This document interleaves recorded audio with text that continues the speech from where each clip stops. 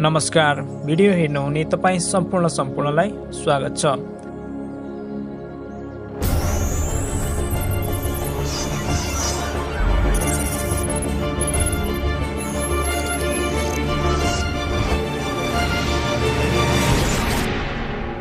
आजको यस भिडियोमा हामीले बैतडीको सुर्नया 2 नम्बर वडामा अवस्थित रहेको पत्ताल भूमेश्वर धामको बारेमा हजुरहरूलाई केही कुराहरू जानकारी गराउन गइरहेका छौं र पत्ताल भूमेश्वर महादेव मन्दिरको भिडियो फुटेजहरू लिएर हजुरहरू सामु आएका छौं। नमस्कार, म सुनित प्रसाद भट्ट र हजुरहरू अहिले हेर्दै हुनुहुन्छ Sunit Bhatt official YouTube channel. आउनुहोस् भिडियो सुरु गरौं। पत्ताल भूमेश्वर महादेव मन्दिर बैतडीको सुर्नया 2 नम्बर वडामा अवस्थित रहेको छ। यस मन्दिरमा हरेक वर्षको शिवरात्रिमा धुमधामसँग पूजाआजा एवं मेला लाग्ने गर्दछ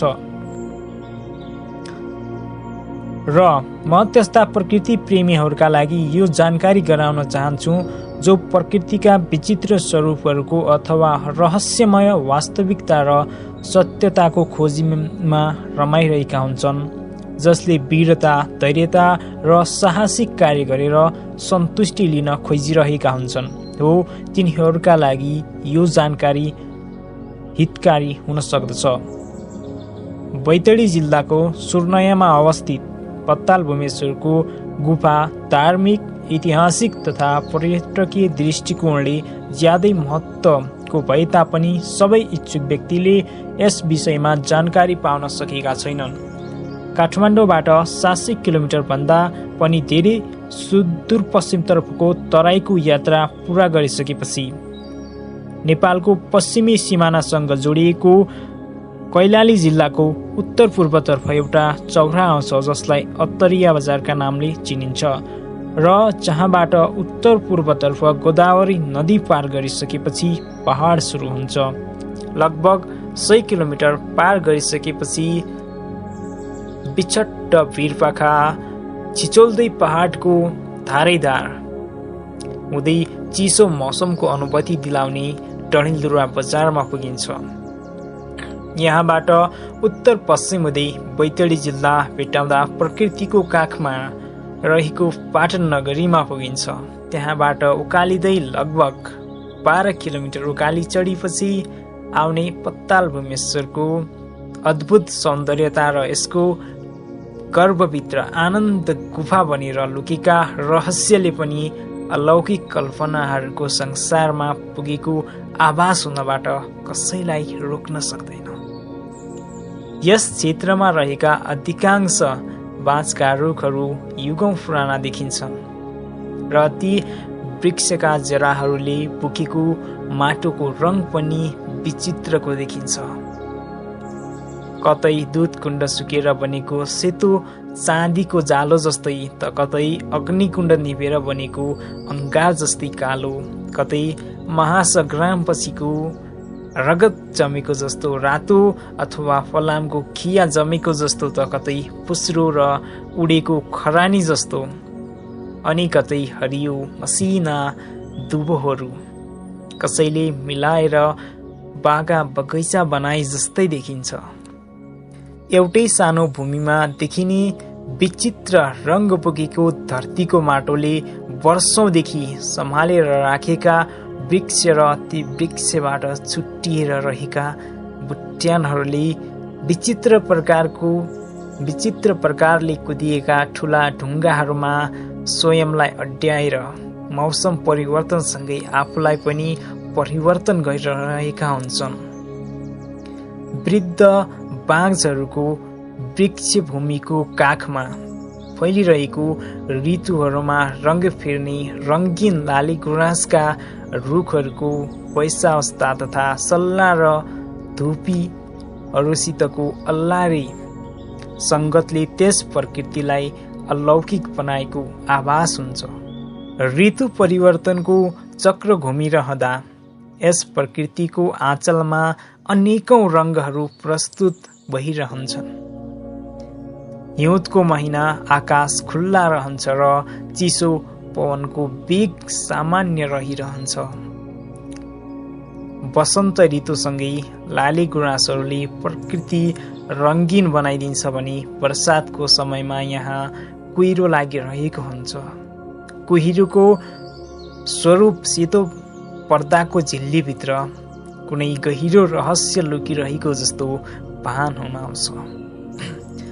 वसन्तमा रङ्गिएको प्रकृति वर्षातमा कुहिरोभित्र हराएर जब शिशिरमा हावाको लहरले उदाकिन थाल्छ तब प्रकृतिको काखमा बस्ने चराचुरुङ्गी र जीव जनावरहरू पनि यौनिक आनन्द लिन प्रकृतिमा उपस्थित भइरहन्छन्। मृग लगायतका जीव जनावरहरूको क्रीडास्थल र चराहरूको वास स्थानलाई वृक्षहरूको विविधतामा लुकाएको यस प्रकृतिले आफूलाई चारैतिरबाट पहाडहरूका बलिया अवशेषहरूले जोगाएर राखेको छ। किनकि यस पत्ताल भूमेश्वर क्षेत्रभित्र प्रवेश गर्ने मार्ग दक्षिण पश्चिमको एउटा मात्र क्षेत्रबाट सरल छ। बाँकी चारैतिर फलाम जस्ता बलिया ढुङ्गाहरूको प्राकृतिक वजन जडित पर्खाल खडा रहेको छ। हुन त कठिन यात्रा गर्नेहरूका लागि यस चट्टानले राम्रो चुनौतीको अवसर पनि सिर्जना गरिदिन्छ। उनीहरूका लागि साहस वीरता देखाउने उचित स्थान पनि हुन सक्दछ। त्यसैले कसैका लागि यो साहसिक आनन्द बटुल्ने अवसर पनि हो भने अर्कोतर्फ पुच्छेर अन्य पहिरो भूचाल आदि जस्ता प्राकृतिक प्रकोपले यस प्राकृतिक पर्खाललाई टस्को मस गर्न सक्दैनन्। उत्तर पूर्वमा सुर्नया नदीको किनारबाट उठेको यस विशाल कडा चट्टान रूपी पहाडको बीचमा ससानो भूभागमा मान्छेहरूको बसोबास पनि रहेको छ। परम्परागत जीवनशैलीलाई जीवित राखिरहने यहाँका बासिन्दाहरू परम्परादेखि चल्दै आएको धार्मिक मान्यतालाई पनि जीवित राखिरहेका छन्। सुर्नयाबाट उकालीदै पाटन हुँदै सदरमुकाम बैतडी जाने सडकले यही पत्ताल भूमेश्वरको परिक्रमा गर्दै उकालीदै गएको जस्तो आभास हुन्छ। त्यही माथि डाँडा गाउँ यो सडक पत्ताल भूमेश्वरको सबैभन्दा नजिक पर्दछ र त्यहीबाट पैदल यात्रा सुरु हुन्छ। जति जति उकालिँदै गयो त्यति त्यति अनुपम प्राकृतिक सौन्दर्यताको अनुभूतिले मन प्रफुल्लित हुँदै जान्छ। वर्षौंदेखि प्रकृतिमा कुरिएर खैदै बनेका थरीथरीका ढुङ्गाका आकृतिहरू छिचोल्दै आकाशिएको पत्ताल भूमेश्वरको प्रकृति जति भित्र गयो त्यति त्यति संसारबाट टाढिएको अनुभूति हुन्छ। त्यहाँ रहेका हरेक जीव निर्जीव चीज वस्तुहरू देखेर मन यी सब थोक सत्यताका प्रतीक हुन् कि भन्ने भावनाले आकर्षित हुन थाल्दछ। करिब 40 मिनटको यात्रा पूरा गरेपछि पञ्च्याङ छिचोल्दै मैदानी भाग देखिन्छ र जसको मध्य भागमा एउटा बाटुलो आकारको प्राकृतिक मनोरमताको आभास दिलाउने पानीले भरिएको सुन्दर सरोवर अवस्थित देखिन्छ। त्यही सरोवरको सिरानीबाट चिहाउँदा लाली गुराँसका रुखहरूले घेरिएको पाटा पाटा रहेको भूस्थललाई एकहोरो कुनै गहिराई निहालिरहेको जस्तो आभास हुन्छ। त्यही निरन्तरतामा लट्ठिएर गएका नजरहरूले कडा चट्टानको छिद्रमा अद्भुत मूर्तिहरू कोरिएका र तिनका छिद्रहरूबाट रस तप्किरहेको जस्तो दृश्य देखाइदिन्छन्। अलिकति उचालिएको मैदानी भागमा भिन्न भिन्न आकृति र प्रकृतिमा बनेका साना ठुला चौरहरू र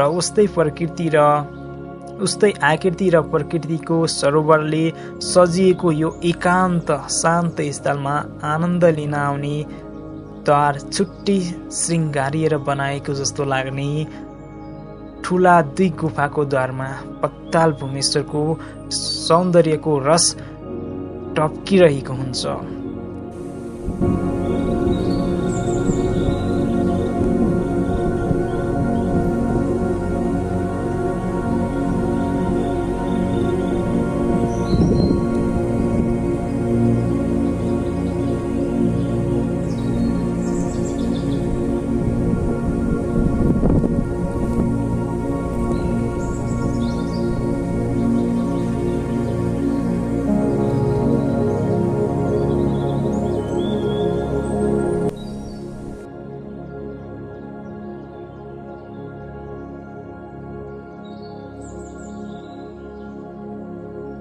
सुन्दर शान्त सरोवरको दक्षिणतर्फ जोडिएर एउटा मन्दिर बनाइएको छ र त्यसै मन्दिरको ठिक तल नागबेली ओह्रालो उत्रिँदै जाँदा गुफाको द्वारमा पुगिन्छ।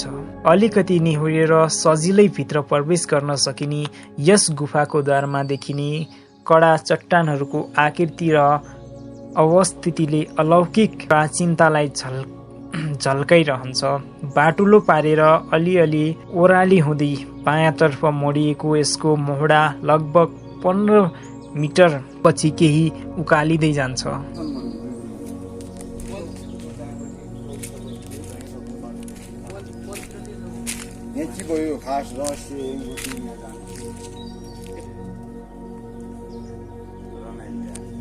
उकालिँदै गएको साँघुरो द्वारमा प्रवेश गर्न अलि कठिन भए तापनि असम्भव पनि छैन र उक्त उकालो पार गरिसकेपछि गुफा तेर्सो हुँदै अगाडि बढ्छ र त्यहाँबाट यस गुफाको आकारमा पनि व्यापकता देखिन्छ।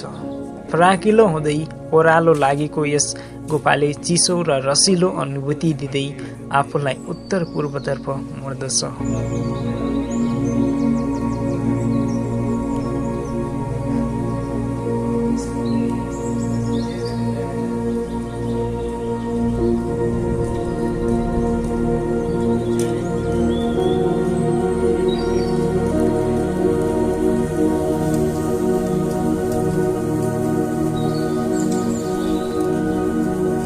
यस मार्गमा यस गुफालाई अरू विभिन्न दिशाबाट आएका सहायक गुफाहरूले भेट्टाइरहेका हुन्छन् र ती गुफाहरू यसमा मिल्नका लागि कोही आकाश दिशाबाट झरेर आएका जस्ता देखिन्छन् भने कोही पत्ताल दिशाबाट उकालिँदै आएका जस्ता देखिन्छन्। यस स्थानसम्म आइपुग्दा गुफाको उचाइ पनि लगभग 4-5 मिटर भन्दा माथि रहेको जस्तो देखिन्छ भने क्षेत्रफल पनि लगभग 40 वर्ग मिटर जति हुन पुग्दछ।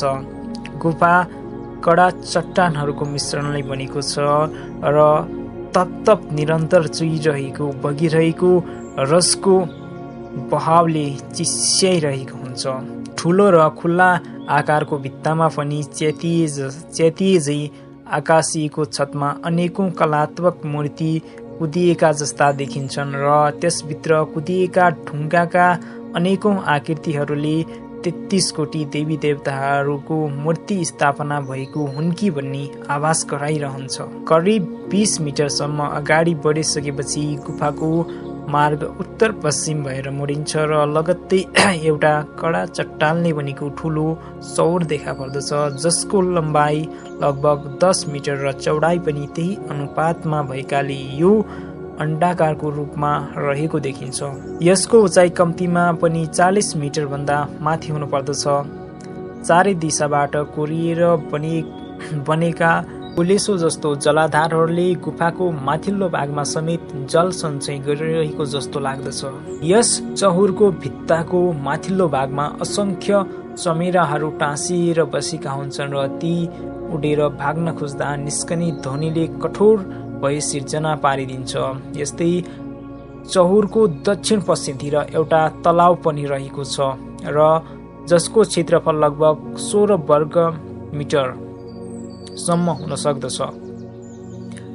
यस तलाउको गहिराई कति छ भन्ने यकिन छैन, तर यसमा ढुङ्गा फाल्दा निस्कने आवाजले यो तलाउ गहिरो हुन सक्दछ भन्ने अनुमान पनि गर्न सकिन्छ।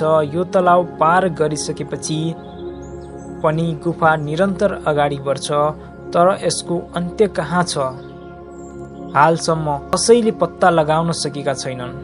यस गुफामा मिल्न आउने अन्य सहायक गुफाहरूको सुरुवात कहाँबाट भएको हो त्यो पनि जान्न सकिएको छैन। तल्लो फलाम जस्तो कडा चट्टानले बनेको यो ढुङ्गा नागबेली हुँदै अगाडि बढेको छ भन्ने अनुमान गरिएको छ, तर अन्त्यको कुनै अनुमान छैन, ठेगान छैन। मानव यसभित्र कुनै छुट्टै संसारको रचना भएको हो कि भन्ने आभास मात्र भइरहन्छ। तलाउ पार गरिसकेपछि के आउँछ र त्यो गुफा कहाँ पुगेर टुङ्गिन्छ, यो खोज अनुसन्धानको मुख्य विषय बनेको छ। हुन त यस रहस्यलाई भेट्टाउन यहाँका स्थानीय साहसी युवा तथा सन्यासी युगी महन्तहरूले पनि प्रयास नगरेका होइनन्, तर तिनीहरूले पनि यसको सत्यता जान्न सकेनन्। टर्च लाइट लगायत अन्य खाद्य सामग्रीको पूर्ण व्यवस्था गरेर गएका एक सन्यासी त्यहीको भुलभुलैयामा हराएका पनि थिए र जसको 15 दिनपछि उनी जीवित बाहिर निस्कन त सफल भए, तर यस गुफाको रहस्यलाई झन रहस्यमय बनाएर आए। कयौं यस्ता जोगी सन्यासीहरू यसभित्र गएका, कोही जीवित आएका र कोही त्यही हराएका अनेक कथा किम्वदन्ती सुनिन्छन्। किम्वदन्ती अनुसार भस्मासुरबाट बाँच्न महादेव यसै गुफामा आएर लुकेका रे। यो पृथ्वी र पाताल लोक जोड्ने मार्ग हो रे। राक्षसहरू यही मार्ग भएर पातालबाट धरतीमा आउने जाने गर्दथे रे, आदि आदि। यस विषयमा जानकारी राख्ने बुढापाकाहरू यस गुफामा हराएका चिजवस्तु सुर्नया नदीको दक्षिण पश्चिमको एउटा दहमा पुग्दछन् भन्ने पनि भन्दछन्, जबकि सुर्नया नदी त्यो दह यस गुफाबाट सिधै नाप्दा पनि लगभग 18 किलोमिटर भन्दा बढी टाढा पर्दछ। तर गुफाको लम्बाइ त्योभन्दा अवश्य बढी नै हुन्छ, किनकि यो गुफा नागबेली बनेर गएको अनुमान गरिन्छ। यस गुफाको पानी सुर्नया नदीको 18 किलोमिटर भन्दा टाढा दक्षिण पश्चिममा रहेको दहमा निस्कने हो भने यो गुफा विश्वकै सबैभन्दा ठुलो गुफा रहेको ठहरिनेछ। तर रहस्य नै नखुलेको यस गुफाको एउटै अन्त्य होला भन्न पनि सकिन्न, किनकि यसमा सुरुवातबाटै अनेकौं साना गुफाहरू जोडिँदै छुट्टिँदै गएका देखिन्छन्। बैतडी जिल्लाका तत्कालीन सभापति परमानन्द भट्टको सक्रियतामा 2057 सालतिर यस क्षेत्रको संरक्षण गर्ने अभियान सञ्चालन भएको थियो र सोही समयमा त्यहाँको भौतिक संरचनाको संरक्षण गर्ने पर्यटकहरूलाई हिँड्नका लागि सिँढी र ग्राभेल बाटो निर्माण गर्ने, तलाउ र मन्दिरको संरक्षण गर्ने जस्ता कार्यहरूको सुरुवात भएको थियो, जस अन्तर्गत गुफाभित्र पनि लगभग 40 वटा बिजुलीका बल्बहरू जडान गर्ने साहसिक कार्य पनि भएको थियो, जसको कारण गुफाभित्रको तलाउ क्षेत्रसम्म जान आउनका लागि पर्यटकहरूलाई निकै सुविधा पुगेको थियो। तर त्यसपछि माओवादीको कथित जनयुद्धको प्रभाव र यसको संरक्षणमा देखिएको उदासीनताका कारण पुनः यस क्षेत्रमा भएको विकास पत्ताभुङ्ग भएको छ। पत्ताल भूमेश्वर त केवल मैले देखेको र चिनेको सतही यथार्थता मात्र हो, जबकि यस सुन्दर सुदूरपश्चिम क्षेत्रभित्र यस्ता कयौं रहस्य, प्राकृतिक सौन्दर्य, धार्मिक मूल्य र मान्यताहरू कसैलाई भाग्यमानी बनाइदिन अथवा आशीर्वाद दिनका लागि युगौंदेखि प्रतीक्षामा बसेका छन्। कोलम्बसले समुद्र छिचोरेर अमेरिका पत्ता लगाए, नील आर्मस्ट्रङले आकाश चिरेर चन्द्रमाको सतहमा पाइला टिके, युरी गागरिनले अत्यन्त शून्य छिचोरेर अन्तरिक्षमा पाइला टिके। आउनुहोस् हामी पनि यस भूगोलको गर्व च्यातेर नयाँ रहस्य र सत्यको पत्ता लगाउन मिलेर लागौं, एक अभियान नै सञ्चालन गरौं। यो पत्ताल भूमेश्वर क्षेत्र धार्मिक तथा पर्यटकीय क्षेत्रका रूपमा ठूलो महत्त्व बोकेको क्षेत्र हो। धार्मिक रूपमा भन्दा द्वापर युगमा महाभारतका पात्रहरू 5 पाण्डव यसै क्षेत्रभित्र रहेको गुफाबाट स्वर्ग गएको जनविश्वास रहेको पाइन्छ। यो गुफामा साक्षात नीलकण्ठ, सतीपति, जगतपिता तथा संहारकारक आशुतोष भगवान शिवको वास भएकाले स्वच्छ र पवित्र मनले पूजापाठ ध्यान गरेर मनोकामना पूरा हुने पनि जनविश्वास रहेको छ। यो क्षेत्र भित्र ठूलो गुफा रहेको र खाली पेट भगवान शिवको पूजाआजा गरी मात्र गुफाभित्र प्रवेश गर्नुपर्ने यहाँको चलन रहेको छ। यो गुफा 800 मिटरसम्म अध्ययन गर्दा 160 मिटर गहिरो पाइएको र अझै धेरै लामो र गहिरो हुन सक्ने प्रबल सम्भावना रहेको हुँदा यो नेपालकै तथा एसियाकै सबैभन्दा लामो गुफा हुन सक्ने अध्ययनकर्ताहरूको दाबी रहेको छ। यसको उचित अध्ययन खोज गरी यहाँको भौतिक विकास, सडक, होटेलहरू निर्माण गर्ने कुरामा सरकारवाला निकायहरूको ध्यान जाने हो भने यो पर्यटकहरूका लागि नेपालकै प्रमुख गन्तव्यका रूपमा रहनेमा दुईमत देखिँदैन। त्यही भएर यसको पर्यटकीय क्षेत्रका रूपमा ठूलो महत्त्व रहेको छ।